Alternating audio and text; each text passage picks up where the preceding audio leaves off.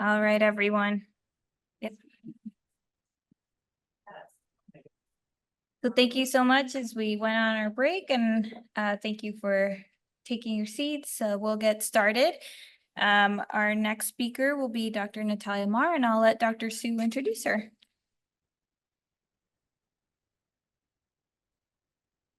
Hi, all right. So our next speaker is Dr. Natalia Marr. We thank her for joining us virtually. She is an associate professor at UC Irvine. She specializes in the treatment of genitourinary malignancies, including prostate, bladder, kidney, testicular, and penile cancers. She's a principal investigator or co-investigator on many clinical trials evaluating new therapies in genitourinary cancers. She's authored multiple peer-reviewed publications and presented her research at various national oncology meetings. In addition to her research, Dr. Marr is also committed in educating the next generation of medical professionals. She's been a mentor to many aspiring physicians and has been recognized for her outstanding contributions in medical education as well. So welcome, Dr. Marr. We look forward to your talk. Thank you so much. It's a pleasure to be here. Good morning. I'm here today to talk to you about exciting abstracts from the ASCO 2024 meeting pertaining to genitourinary cancers. So we'll talk a little bit about what the standard of care is in that particular field, and then we'll talk about how these abstracts are exciting and what they're adding to the current standard of care. Okay, so let's get going. These are my disclosures. So let's start with a patient case pertaining to metastatic bladder cancer. So imagine that to your clinic comes a 74-year-old man, or rather he came to your emergency room with intermittent gross hematuria and pelvic pain. He has a CT scan of his abdomen and pelvis that demonstrates a 6-centimeter bladder tumor and enlarged pelvic and retroperitoneal lymphadenopathy. He then goes on to have a chest CT to complete his staging, and that demonstrates multiple pulmonary nodules. He subsequently undergoes a biopsy of a retroperitoneal lymph node, and that demonstrates urothelial carcinoma. At this time, his ECOG performance status is 1, his creatinine clearance is 65, and he has no history of neuropathy or hearing loss. So what would be the optimal treatment choice for this patient? And the choices we have are dose-dense MVAC, carboplatin gemcitabine, cisplatin gemcitabine with nivolumab, atezolizumab, or pembrolizumab plus enfortumab vedotin. And I'll give you a minute to think about this and also ask me questions if anything's unclear.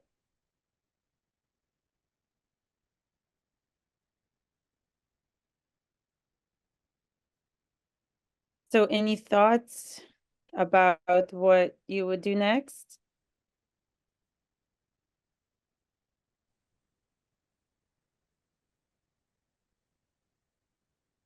Oh, someone's muted, whoever's trying to speak.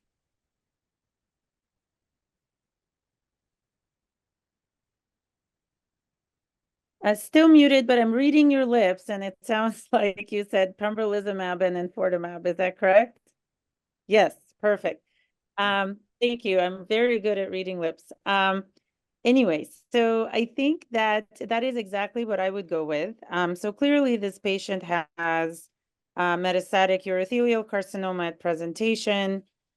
It sounds like he's in fairly decent shape. He doesn't have any obvious criteria to eliminate him from receiving cisplatin, although I will explain why that is no longer relevant in today's treatment paradigm. So I wanted to show you historically what we have been doing and how we have been thinking about these patients. So if you have an untreated metastatic urothelial carcinoma patient coming to you, this was the roadmap. So if someone was cisplatin eligible, they would get upfront cisplatin-based chemotherapy. If someone was cisplatin ineligible but chemo eligible, then the choices were either carboplatin-based chemotherapy, checkpoint inhibitors if they had a high PD-L1 status of 10 or higher, which actually is no longer an option. And more recently, for the cisplatin ineligible patient population, we had the pembrolizumab and enfortumab vedotin combo that was FDA approved based on results of the EV103 study cohort K results. And then if your patient was not eligible for any chemotherapy at all, they were just really frail, then we would consider a single agent checkpoint inhibitor. So this was kind of the roadmap for a while until this study came out after ESMO 2023. So this was late 2023. And this was the EV302 study, which was a phase 3 randomized trial for patients with previously untreated locally advanced or metastatic urothelial carcinoma. It did not matter whether they were eligible for platinum or not. So these are all comers. And they had to have had a performance status of 0, 1, or 2 and GFR of 30 or higher. And these patients were randomized to receive either enfortumab vedotin plus pembrolizumab or chemotherapy. And chemotherapy in this case was either cisgem if they were eligible for cisplatin, or carbogem if they were not. So this trial enrolled 886 patients, which is sizable. And their primary endpoint was progression-free survival and overall survival. And secondary endpoints were things like overall response rate and safety. So this was the key demographic population and baseline characteristics. So as you can see, things are fairly balanced between the two study arms. I do want to point out that this study enrolled about 30% of patients with upper tract tumors in the EV pembro arm. So these historically tend to not respond as well to immunotherapies. And in the chemotherapy arm, they had about 23% of upper tract tumors. In terms of cis eligibility, it was slightly higher than half, about 54% in each group were cis eligible. Also, they had about 22% of patients with liver metastasis, which is a poor prognostic factor. And a little bit over half, 58, 57%, had high PD-L1 status in both groups. So this was one of the primary endpoints, progression-free survival. The dark navy line is EV pembro, the light gray line is chemotherapy. And as you can see, they diverge early and stay separated kind of throughout the study timeframe. The hazard ratio here was very, very strong at 0.45. Which represented a 55% chance of reduction in disease progression or death. P-value highly statistically significant. And if you're looking at median PFS, in terms of months, it was almost double with EV pembro at 12.5 months compared to chemo, which was 6.3 months. Now, this is the subgroup analysis for different study subgroups of PFS. And here you can see that all of the subgroups are to the left of the line, favoring EV pembro, including patients who have upper tract disease, patients who have liver mets, patients who are cisplatin eligible or ineligible, and patients with high or low PD-L1 status. So everything favored EV pembro. This is the graph for overall survival, which is the second primary endpoint of this study. And you're seeing kind of a similar situation here where the two lines diverge early and stay separate. So here the hazard ratio was also very low at 0.47. which represents a reduction in the risk of death by 53%, favoring EV Pembro. P-value highly statistically significant. And if you're looking at median overall survival in terms of months, you have 31.5 months with EV Pembro and 16.1 months with chemo. And again, this is the subgroup analysis for overall survival, and you're seeing very similar things as what you saw with PFS. So again, highlighting upper tract patients, liver mets patients, cis-ineligible patients, and low PD-L1 patients. All of those benefited from EV Pembro more so than with chemo. And then this was a breakdown for overall survival based on cisplatin eligibility versus ineligibility. And again, you're seeing that the hazard ratio remains strong in both groups. And in fact, maybe cis-ineligible patients benefited a little bit more. Hazard ratio here was 0.43. For cis-eligible patients, hazard ratio was 0.53. But both groups clearly benefited from EV Pembro here.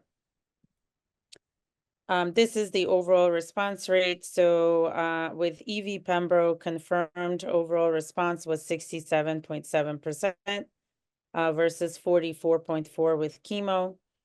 And if you look at percentages of patients with complete response versus partial response versus stable disease, this all favored EV Pembro.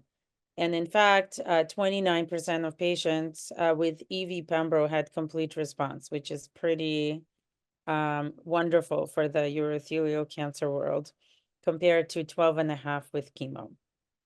And if you look at the disease control rate, which is basically complete response plus partial response plus stable disease, if you add up those numbers, you see that over 90% of patients have disease control with this treatment combination.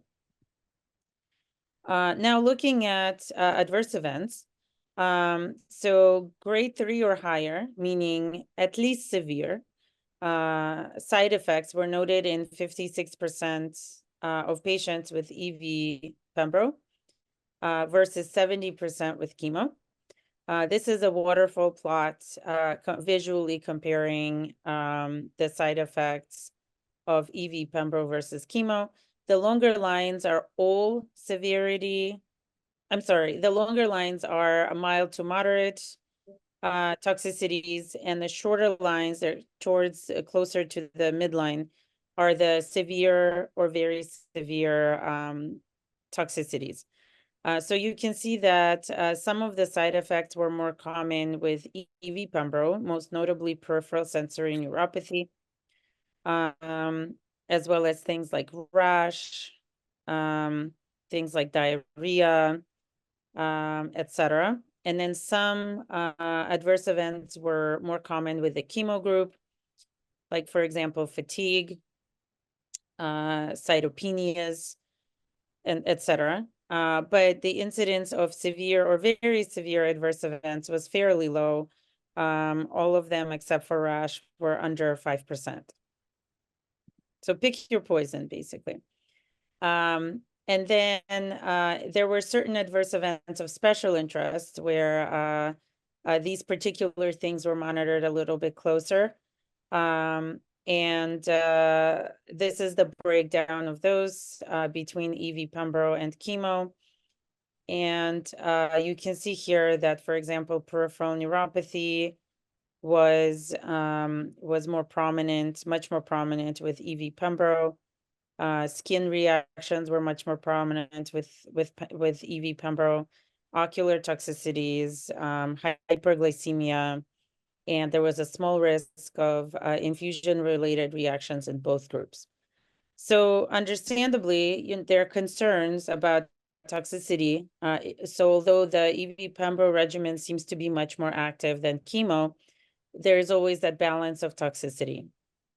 And particularly because the way that this combination is currently approved, Pembrolizumab is given for up to 2 years, and and enfortumab doesn't have an end date, so it's given until progression of disease or toxicity. So understandably, there are concerns about toxicity with this treatment regimen. So this is where our ASCO abstract number 1 comes in. So this was presented by Shilpa Gupta, and this has to do with patient-reported outcomes from this EV-302 study. So basically, quality of life outcomes of patients who were treated on this study that led to the approval of EV-Pembro. So out of the 886 patients who were enrolled on the trial originally, 731 completed all the questionnaires that were needed to evaluate quality of life. And they had several outcomes that they looked at. So one of the outcomes was median time to pain progression. And here, this also favored somewhat EV-Pembro of 14.2 months versus 10 months with chemo, although the hazard ratio here was much higher, 0.92, and the confidence interval crossed 1. The p-value was not statistically significant at 0.48, but numerically it favored a little bit the EVP treatment regimen.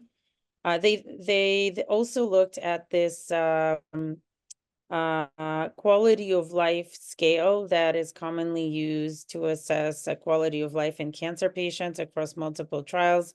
It's called EORTC QLQ C30, very long name. And what they saw was that what happened was with EV-Pembro, they had a transient worsening of this score, which then returned to baseline from weeks 4 to 26. And then with chemo, it steadily kind of deteriorated from pretty much the beginning of chemo. So the conclusion was that the patients who received EV-Pembro actually felt fairly well during this study. And then there was another metric called time to confirmed deterioration. This is of clinical status. And here the value was 5.9 months for EV-Pembro versus 3.2 months with chemotherapy. So numerically looked a little bit better for EV-Pembro, but the hazard ratio here was 0.98, again, with the confidence interval crossing 1. So basically this is saying that EV-Pembro quality of life outcomes were not inferior to chemo. Patients on EV-Pembro felt just as good than the ones with the chemo. So the conclusion of the authors was that it's a tolerable combination overall. Any questions on this portion? Okay, so now we're gonna move on to muscle invasive. Sorry, we do have one question, sorry. Two very simple questions. Okay. Yeah, number one, what is the mechanism? Is there synergy of enfortumab versus with Pembro? Just because of these amazing results. I'm not very familiar with enfortumab. And the other question about Dr. Gupta's study, although it probably applies to a lot of patient-reported outcomes, are these basically patient surveys? And it's my understanding that patient surveys, based on patient education, time to spend filling it out, et cetera, can vary quite a bit. But these are good results, I guess, to show, that the newer regimen, enfortumab is a very good therapy. With patient-reported outcomes and the fact that side effects you have to say. So can you comment on those two things very briefly? I guess it's pretty specific questions. Enfortumab and Pembro synergy. What's the rationale? or is it just drug A and drug B added together, being effective? And then any brief comments about the patient before that. Okay, so I think you're a little bit distant, but I think the first question was, is there a synergy between EV Pembro? Is that right? Yeah, does that account, is there a mechanistic synergy that accounts for these amazing results, or is it just drug A is effective, drug B is effective, so A and B together are better? Yeah, so that's a really good question, actually. And the answer is we don't entirely know.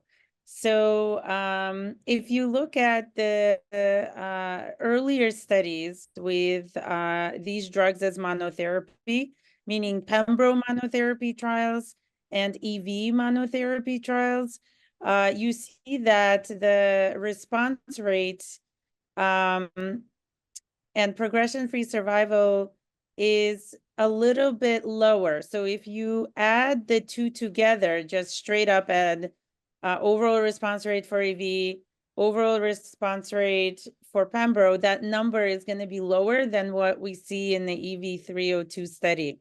So the thinking is that there might be some synergy between the two drugs. We just don't know yet exactly how this works. This is a pretty new drug combination, and I don't think that preclinical data was published. So to answer your question in a short way, yes, we think there is, but we don't know how exactly. And then in terms of the second question, so quality of life questionnaires are always very subjective, right? So patients might, understand things a little bit differently. So there's always some inherent bias there and some inherent variability there. But given the tools that we have, and these are all validated questionnaires, this EORTC is a validated questionnaire. So we do the best that we can with the information that we have. Overall, there was some drop off in patients who were able to complete all the questionnaires on the study by about 130 patients or so.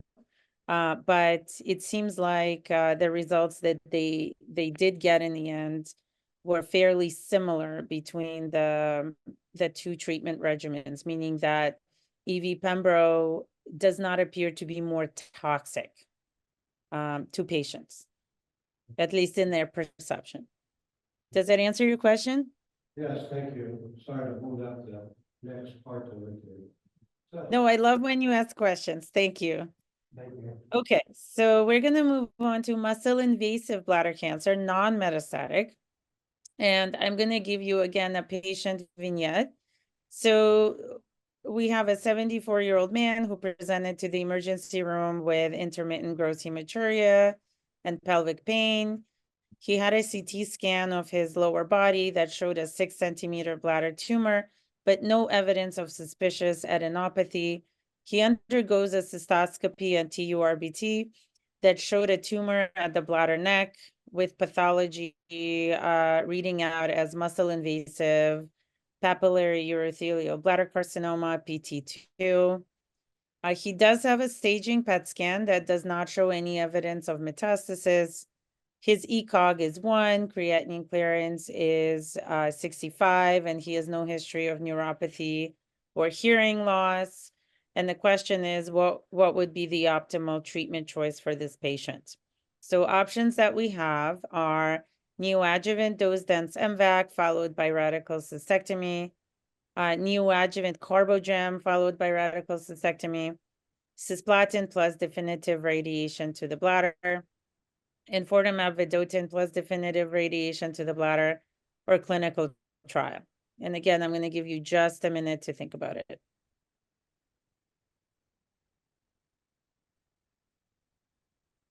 I think so. Option D, bladder preservation. With Bladder preservation. I like how you think. I really do. Okay, perfect. So I'm going to go on to the next slide, and I think that can help us answer this question. So right now, the approach to patients with muscle-invasive bladder cancer is as follows. If they're cisplatin eligible and cystectomy eligible, then we proceed to give them cisplatin-based neoadjuvant chemotherapy followed by radical cystectomy. And the two regimens that we have for neoadjuvant chemo are dose-dense MVAC or cisplatin gemcitabine. We don't give carbo in a neoadjuvant space. Now, if someone is cisplatin ineligible but cystectomy eligible, we go to upfront cystectomy followed by evaluation for adjuvant treatment. And in the adjuvant space, we have an approval for nivolumab single agent, or you can consider your chemotherapy such as, for example, if they're cis eligible, you could consider cisgem or dose dense MVAC, although typically if they were cis ineligible up front, they're likely cis ineligible on the back end. Or there is some data with carbogem, but we don't love carbo for patients with non-metastatic bladder cancer. And then the final category is if they're chemo eligible, but cystectomy ineligible, we give them, we consider them for chemo RT or bladder sparing. There are patients, these are very selected patients who are potentially eligible for radical cystectomy, but you do choose to do bladder preservation in those. And those are typically patients with small solitary tumors in certain locations. Typically, if you have a tumor at the bladder neck or at the where the ureter joins the bladder, those are not good candidates for radiation because radiation doesn't entirely clear their disease. So in highly selected patients who are cystectomy eligible, we can still do bladder preservation. So completely agree with that. But the question is, so in our group with who are cis ineligible, but surgery eligible, can we use something else rather than cisplatin for neoadjuvant purposes? So this is what abstract number 2 that I'm going to talk to you about is trying to address. So this was an abstract presented by Peter O'Donnell, and I was a co-author on this study. This is a cohort H data from the EV-103 study. This is what led to the original approval of EV-pembro for cis-ineligible metastatic patients. But EV-103 was this octopus trial with multiple arms that evaluated enfortumab treatment alone and combination in various treatment settings. So cohort H specifically looked at cisplatin ineligible patients with non-metastatic muscle-invasive bladder cancer. And these patients received 3 cycles of neoadjuvant single-agent enfortumab, and then went on to receive their radical cystectomy. And this is 2-year event-free survival data and safety analysis from that cohort.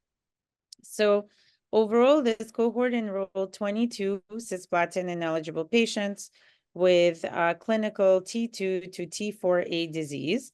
And these patients were eligible for radical cystectomy.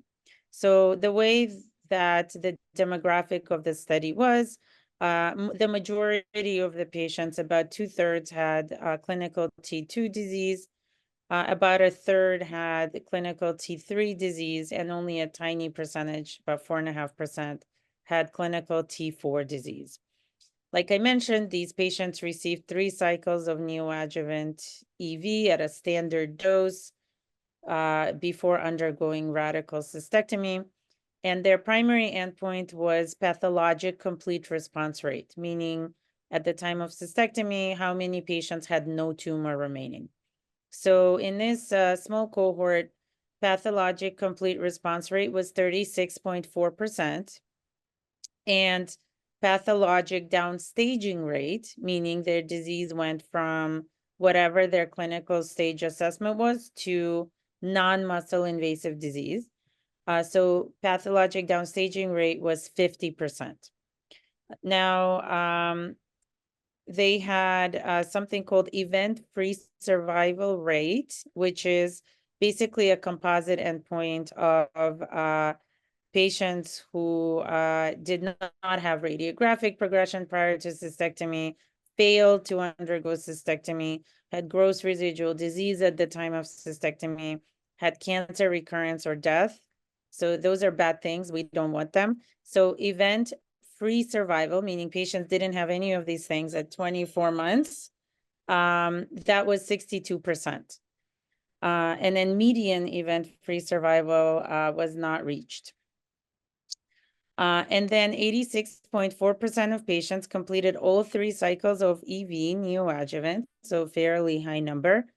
And all patients were able to undergo radical cystectomy without any delays due to EV.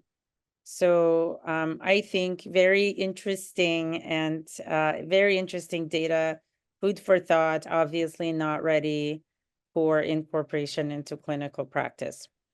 I then also want to talk to you about a similar abstract, which is our ASCO abstract number 3.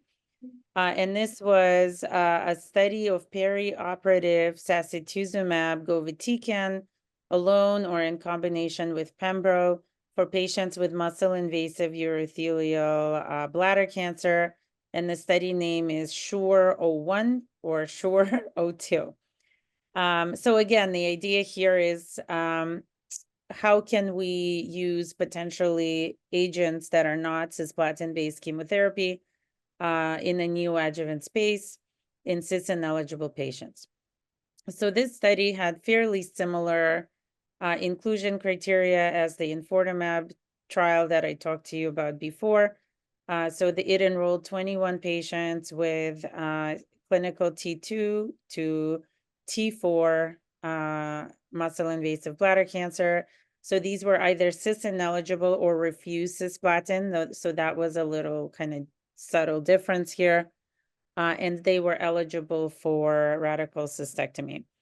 So here, about 33% or 1/3 had clinical T3 to T4 disease, which is similar to the other study we discussed.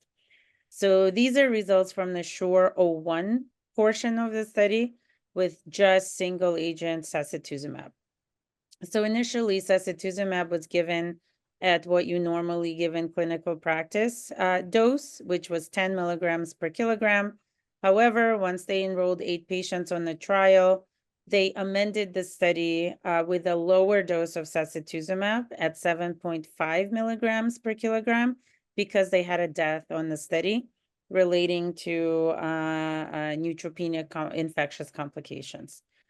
Also, this study was a little bit different from the previous enfortumab study I showed you because they wanted to account for patients who did not end up undergoing radical cystectomy for various reasons, including refusal.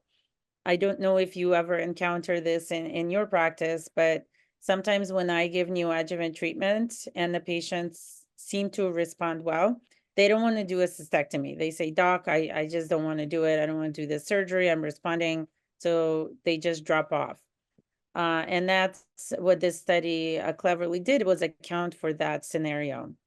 So they also measured clinical complete response by a special kind of MRI called multiparametric MRI, a cystoscopy, and ctDNA. So in addition to patients who did undergo radical cystectomy, they also measured clinical response with these tools. So overall, 16 patients were evaluable for final response when they completed treatment on this study. So 1 patient had progressive disease and started palliative therapy. 2 did not undergo radical cystectomy due to adverse events. And 13 patients ended up getting radical cystectomy or TURBT. So pathologic complete response rate was 37.5%. So comparing to our EV data, fairly similar. In the EV trial, it was 36.4, so very similar. And pathologic downstaging rate was 43.7%. Again, similar to the EV study where it was 50%. And then steady clinical complete response rate was 47.6%. Now, here, grade 3 or higher adverse events, meaning at least severe, were noted in 42.5%, and they did have that one death at a higher dose of sacituzumab. So again, kind of very thought-provoking, but clearly not ready for clinical use. Does anyone have any comments about this? Any thoughts?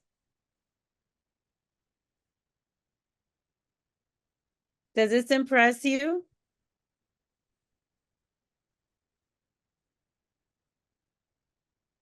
I see a head nod. Okay, so someone's impressed. Very good. All right, so I think we'll see as this data matures and these studies kind of develop and additional studies are done, how this pans out. We have multiple studies ongoing with combination of antibody drug conjugates with immunotherapy in the neoadjuvant space. So we'll see how that goes. But I think this is exciting. Okay, now we're going to switch gears to metastatic castrate-resistant prostate cancer. And I'm going to give you another patient scenario. So this is a 74-year-old man who presented to emergency room with worsening lower back pain for 6 months. He had a CT scan of his L spine that showed multiple bony metastases. He then had body CT scans for staging that showed an enlarged prostate, pelvic and retroperitoneal lymph nodes, and multiple pulmonary nodules. At that point, his PSA was checked and it was 225. Biopsy of a retroperitoneal lymph node showed prostate cancer. So patient was started on Lupron and abiraterone. His PSA responded well and natered at 0.9 at 18 months post-treatment initiation, and his back pain disappeared. However, his PSA then started to rise, ultimately reaching 5.2 after another 9 months of the same therapy. He had a restaging PSMA PET scan that showed several new bony lesions, which were PSMA avid. So what would be the optimal treatment choice for this patient? And the choices we have are docetaxel chemotherapy, cabazitaxel chemotherapy, rucaparib, radium-223, or 177 lutetium PSMA. And I'm going to give you a minute here.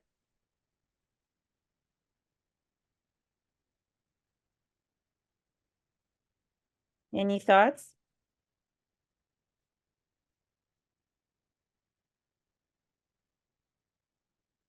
I think a docetaxel. Definitely a choice, absolutely. Okay, so just to summarize, this patient has developed metastatic castrate-resistant prostate cancer after doublet therapy with ADT and a novel hormonal agent. It doesn't sound like he's terribly symptomatic, and you're picking this up kind of early. His PSA is way lower than his baseline. And we're trying to figure out what would be the best therapy. So this is our menu of treatment options for metastatic castrate-resistant prostate cancer. So generally, the paradigm of treatment is ADT plus. So you keep the ADT going, and then add on another drug. So kind of going through this a little bit. So we have a novel hormonal agent option like abiraterone or enzalutamide. Typically, we don't like to use an alternative novel hormonal therapy agent after failure of one. We have chemotherapy options like docetaxel, cabazitaxel. Occasionally, I use carboplatin. We have radiopharmaceutical options like radium-223 and lutetium PSMA. Typically, radium is not used for patients with visceral metastasis, like our patient. We also have PARP inhibitors like olaparib, rucaparib, but that requires a genomic testing to document particular mutations. We also have PARP inhibitor combos in the first line mCRPC space, like Abi and olaparib, or Enza plus talazoparib. We also have immunotherapies like Sipuleucel T or pembrolizumab in certain scenarios. And then we have other. So this is something that I use, metronomic cyclophosphamide, and always clinical trial as an option. So specifically focusing on lutetium. So lutetium PSMA was FDA approved based on results of the VISION trial. The approval came roughly about 2 years ago.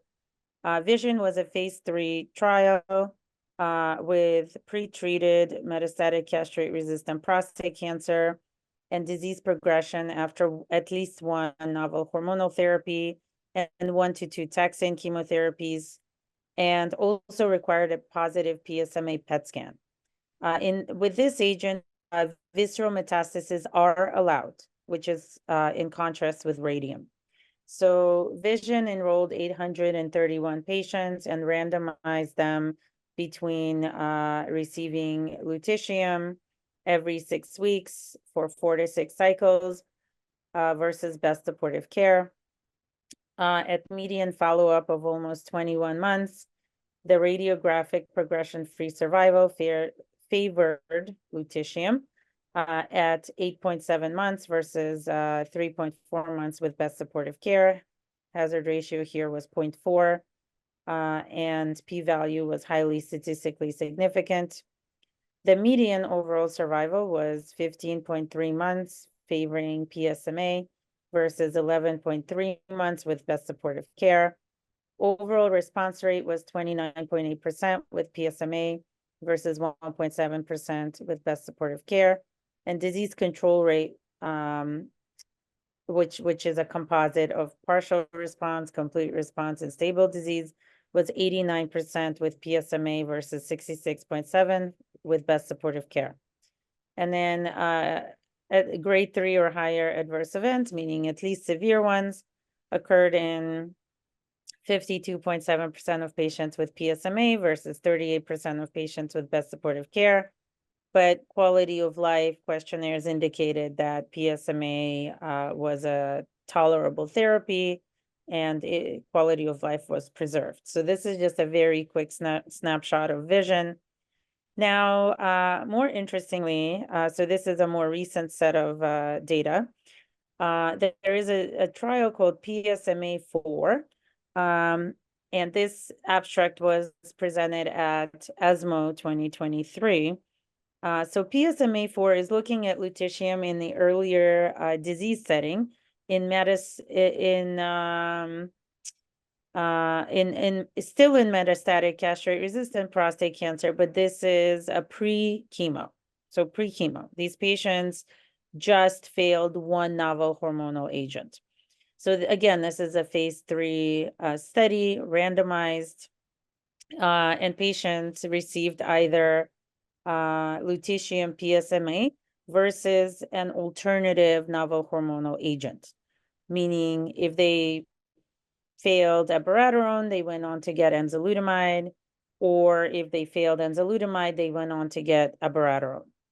So, so kind of studying this in an earlier disease space.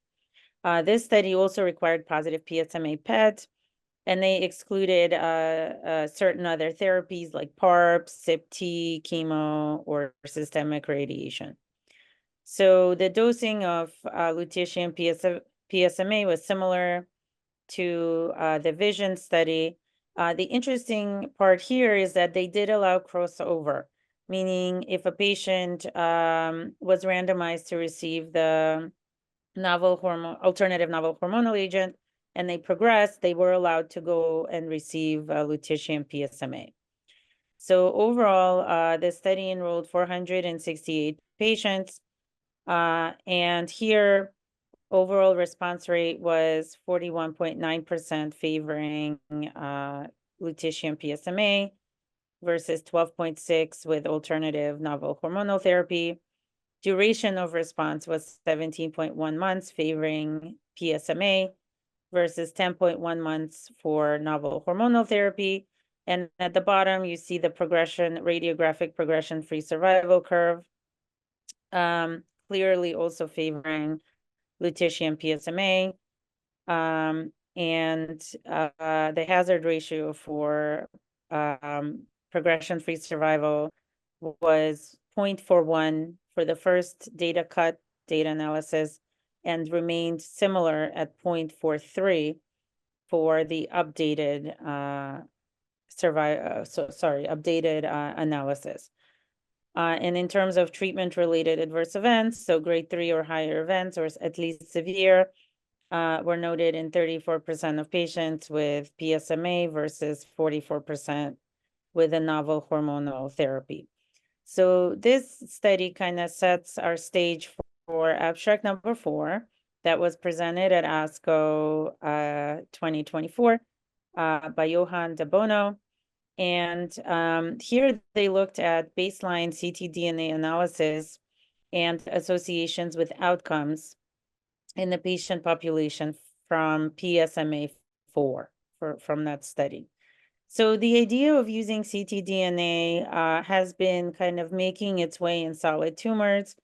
It's been validated well for certain tumors like colorectal cancer, for example, bladder cancer. For the prostate cancer, we don't have that much data yet, but it's definitely being evaluated like in this patient population. So this was an exploratory analysis regarding associations between baseline circulating tumor DNA and patient outcomes in the PSMA-4 study. So the baseline plasma ctDNA was analyzed using a special assay. And then they calculated the ctDNA fraction. And what they used is either less than 1% or more than 1% for that fraction as their positive versus negative. And then they also looked at alterations in key prostate cancer genes that are associated with kind of aggressive prostate cancer. So overall, they had 360 samples from 468 patients. 255 passed quality control, and 156 had ctDNA fraction of more than 1% or positive.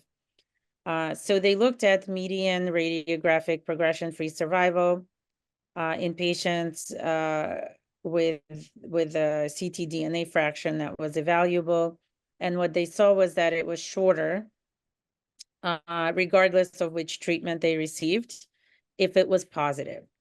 So in patients treated with PSMA, the progression-free survival was 7.9 months if you had a positive ctDNA fraction, and 17.1 months if you had a negative ctDNA fraction. And the similar thing is noted in the alternative NHT group, so 2.4 months with a positive ctDNA fraction and 6 months with negative ctDNA fraction. Then they looked at patients who did not have a PSA 50 response on treatment or a decrease in PSA of at least 50%, and they saw a similar trend. So the ones treated with PSMA, there were 32 patients who had 32 versus 17 patients with positive versus negative ctDNA fraction, meaning if they are not responders by PSA, there's a higher chance of having positive ctDNA. And with the alternative NHT group, similar thing, 53 patients versus 35, so higher chance of having a positive ctDNA in those who did not respond by PSA. And then similar thing, looking at their RECIST progression on scan, the ones who did not respond to treatment by RECIST, whichever treatment they received, higher percentage had a positive ctDNA. So basically, positive ctDNA correlates with bad outcomes. And then they looked at median radiographic progression-free survival in patients who had these bad mutations, bad driver mutations in prostate cancer, like TP53, PTEN, PI3 kinase pathway mutations, DNA damage repair mutations. Those are the kind of BRCA-like phenotype. And again, they saw that with PSMA treated group, their progression-free survival was longer if they received PSMA rather than the alternative novel hormonal agent. So possibly PSMA, again, which works by damaging DNA, is a more effective therapy than just switching their novel hormonal agents. So really interesting, I think, abstract. Any thoughts on that?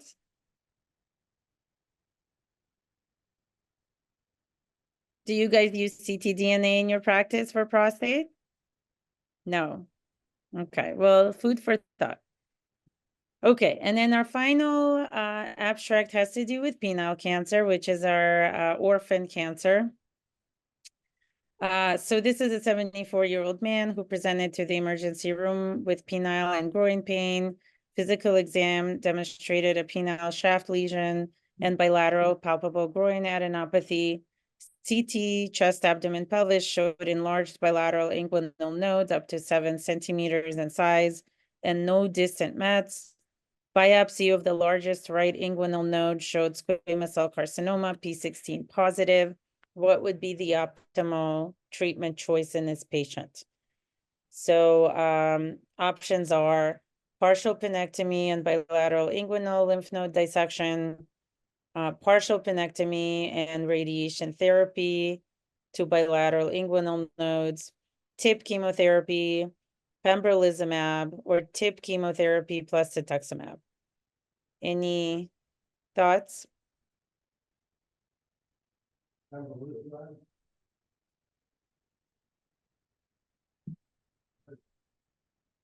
Okay, so penile cancer is a rare cancer in the United States.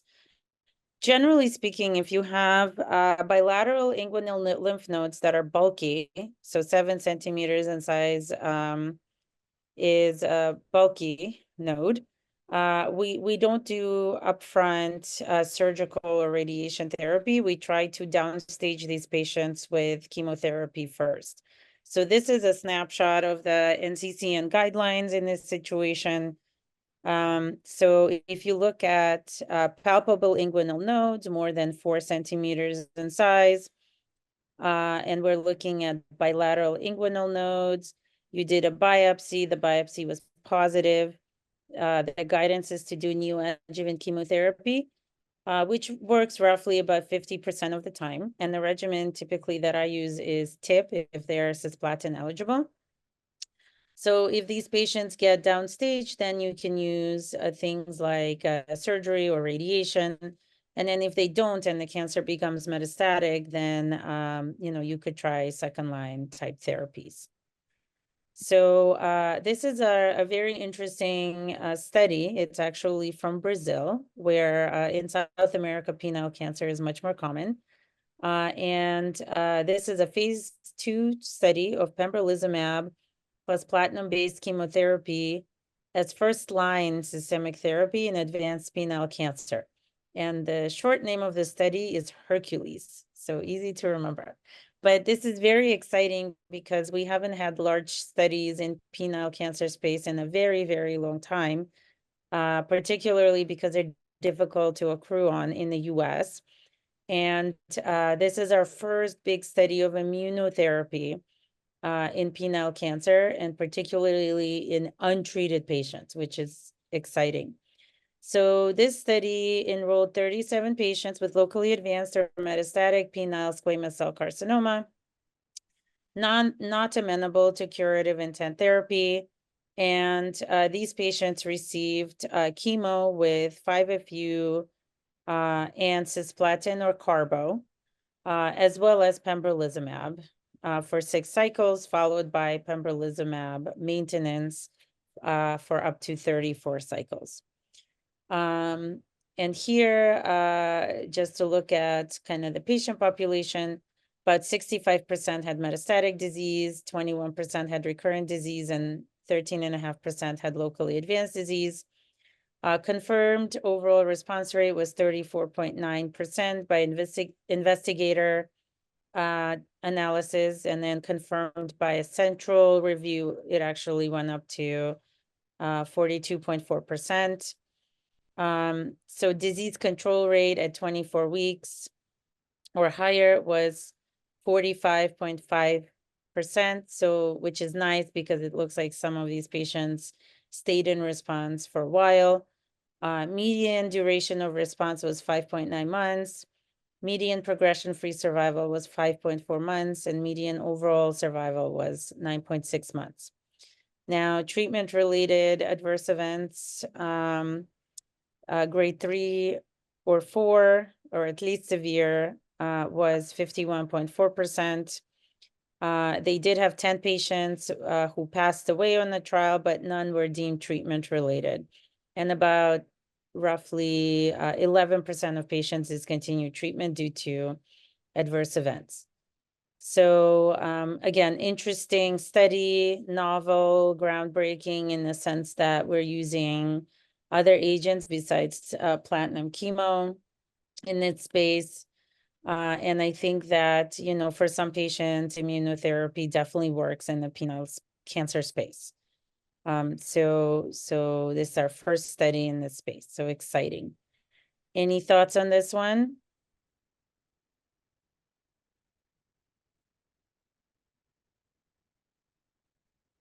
Okay, well, this concludes my presentation. I'm happy to take questions. Do you have any questions for you?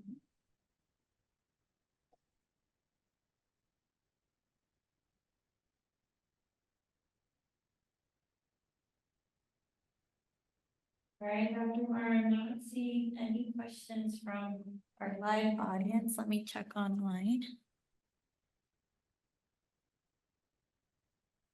No, no questions either.